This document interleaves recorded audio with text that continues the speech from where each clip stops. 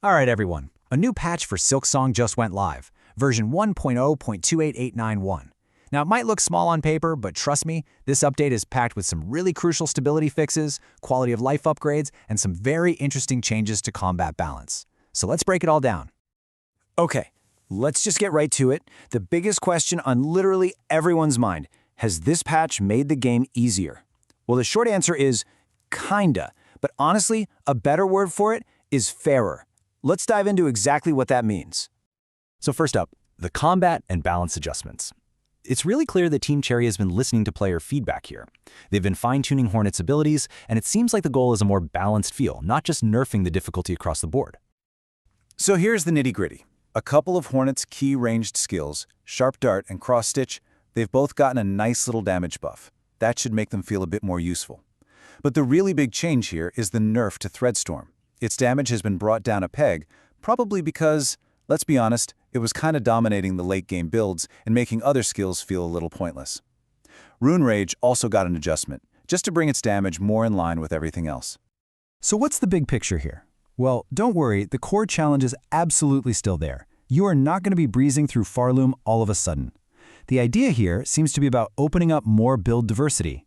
By making Threadstorm less of an automatic pick, those tough late-game fights should feel a bit more fair and less about just spamming one single superpowered move over and over.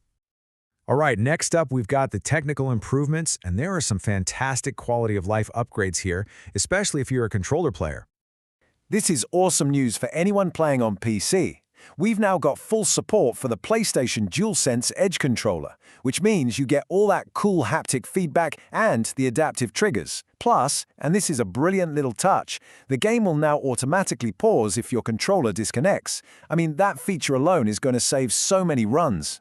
And for you Mac and Linux players, you're getting much better controller compatibility too. Okay, now for a big one. The major bugs that have finally been squashed. This patch is really all about making the game more stable and getting rid of those awful progress-killing glitches. You know, the biggest fix here, by far, is for that nasty late-game bug that could leave your character permanently cursed. It had the potential to completely corrupt a save file, which is just devastating. This was probably the #1 most critical issue players were reporting, so it is a huge relief to see it's finally gone.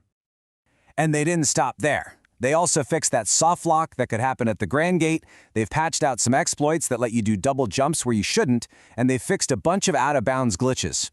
Oh, and they even fixed that really frustrating issue where spool fragments could just disappear forever if you quit the game right after picking them up. So yeah, a lot of good fixes here. Okay, let's switch gears and talk about items and crafting. The patch has a few key tweaks here that are definitely going to change how you think about your progression. A perfect example of this is what they did with find pins. Before, finding one was just pure luck, just grinding and hoping for a drop. Now it's a guaranteed 100% drop rate. But there's a trade-off. They now require more materials to craft with. What this does is it removes all that frustrating randomness, making your progression feel a lot more predictable and a lot less grindy. And hey, for all you crafters out there, this is a really important one. Crafting kits were actually bugged for a bit. They weren't properly boosting the damage of blue offensive tools. Well, that's been fixed now, so any builds that rely on those tools are finally working exactly as they're supposed to. So, with all that covered, what's the final takeaway on this patch? Let's get into our verdict and, maybe most importantly, talk about what's going on with the console update. First off, just look at the size. It's only about 200 megabytes. That tells you everything you need to know, really. This isn't some massive content drop. It is a lean, laser-focused update designed to do one thing: polish and stabilize the game we already have. So, our verdict for patch 1.0028891 is a solid 7 out of 10.